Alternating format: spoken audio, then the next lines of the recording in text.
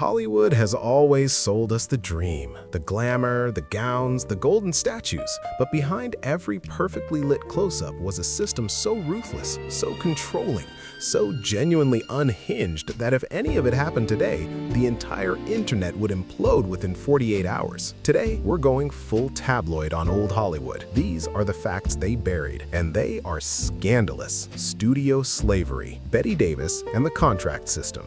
Let's start with something that would have every entertainment lawyer in Hollywood on speed dial today. Studios literally owned their actors, not metaphorically, contractually, legally, completely. They could reshape you, rename you, tell you what to eat, who to date, and what roles you were doing whether you liked it or not. Refuse a part? You didn't get a polite pass. You got suspended without pay, or worse, blacklisted entirely. Bette Davis, one of the greatest actresses who ever lived, was suspended multiple times by Warner Brothers just for turning down roles she found beneath her. Today, we'd call that a hostage situation. Back then, they called it a contract. John Wayne nearly drowns as an extra. Before John Wayne was the most American man who ever lived, he was just a nameless extra on the set of Noah's Ark in 1928. And in what might be the most reckless stunt decision in film history, the production team decided to simulate the Great Flood by just dumping an absolutely enormous amount of water directly onto the crowd of extras. No controlled release, no safety protocols, just water, chaos, and hope. 3 extras died. John Wayne nearly drowned. He survived to become a legend, but the whole thing was covered up so fast you'd think the studio was more worried about bad press than actual human lives. Because they were. Marilyn Monroe's secret half-sister. Marilyn Monroe is one of the most written about women in history, so it is genuinely shocking that not everyone knows about Bernice. Marilyn had a half-sister from her mother's side, and the two didn't even know each other existed until they were teenagers. When they found out, they became close friends and stayed that way until the very end of Marilyn's life. Bernice later wrote a memoir called My Sister Marilyn, the only officially sanctioned biography endorsed by the Marilyn estate. Not a gossip piece, not a tabloid cash-in, a sister's account.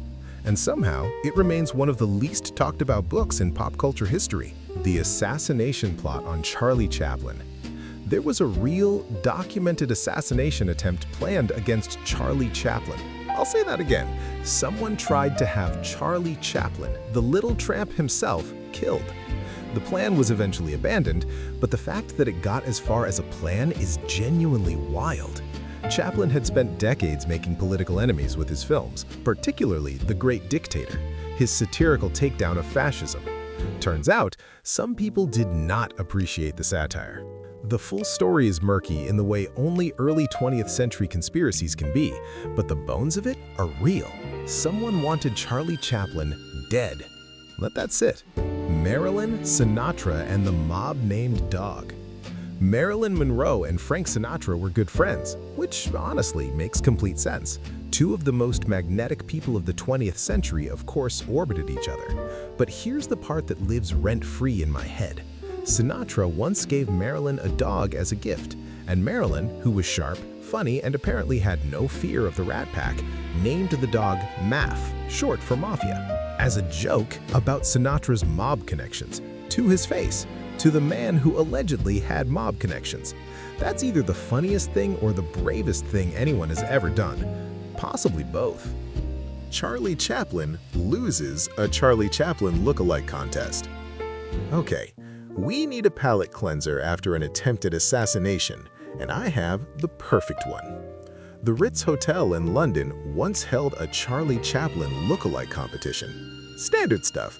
Except Charlie Chaplin himself apparently entered, in disguise, for fun, to see what would happen. He came in third place. The man who invented the character lost to 2 people who were apparently more convincing versions of him than he was.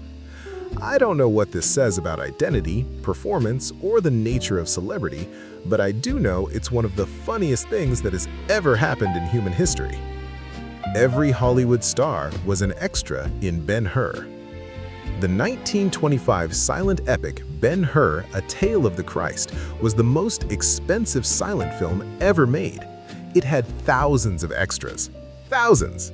And buried anonymously in that crowd, Gary Cooper, Clark Gable, Carol Lombard, Myrna Loy, Joan Crawford, John and Lionel Barrymore, Marion Davies, Douglas Fairbanks, Mary Pickford, Dorothy and Lillian Gish, and Samuel Goldwyn, one of the founders of Hollywood itself. None of them is credited. They were just people in a crowd. It's like finding out the Mona Lisa was painted at a party that also included Michelangelo, Raphael, and Da Vinci, and none of them got name-tagged.